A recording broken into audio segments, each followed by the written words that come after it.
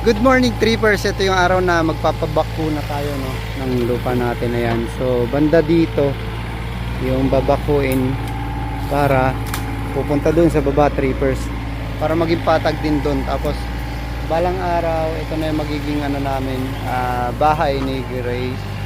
So, dyan namin itatayo yung bahay namin para nakaharap doon sa bundok. So ito na yun. Tapos ito si Kabembang. Ayan.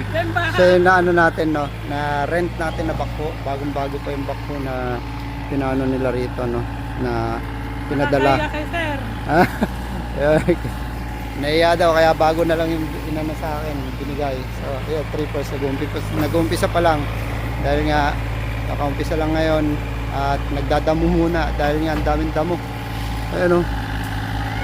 Napakakapal. So hindi ko na talaga inano yan, tinanggal yung damo kasi alam ko naman maano na nila yan, tatanggal din nila yan.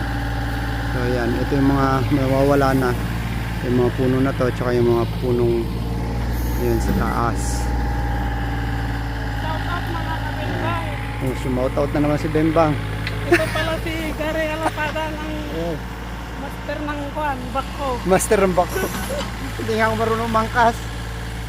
Ayan, tapos kasama ko sila Lola Lola Sheila at saka si Lolo Jose dito sa ano natin, sa Munting Kubo. Ayan, ginagawa niya ng anong tawag diyan, Lo? Lamesa. Lamesahan para magkaroon kami ng kainan mamaya dito kami kakain sa araw-araw. So ayan. Si Bembang nagbo-vlog na. Ito si Katoyo. Katoyo. Akala ko si Katoyo. Yun naman si Ayan. Alapada. So mamaya pag nalinis na yan trippers, tuloy-tuloy na yan, mag-aano na yan sa bundok na to. Ka-idol ako. So mawawala yan dito trippers. Pakipalo, si Ka-idol. Ayan. So ayan, update ko kayo mamaya ulit trippers. Peace out.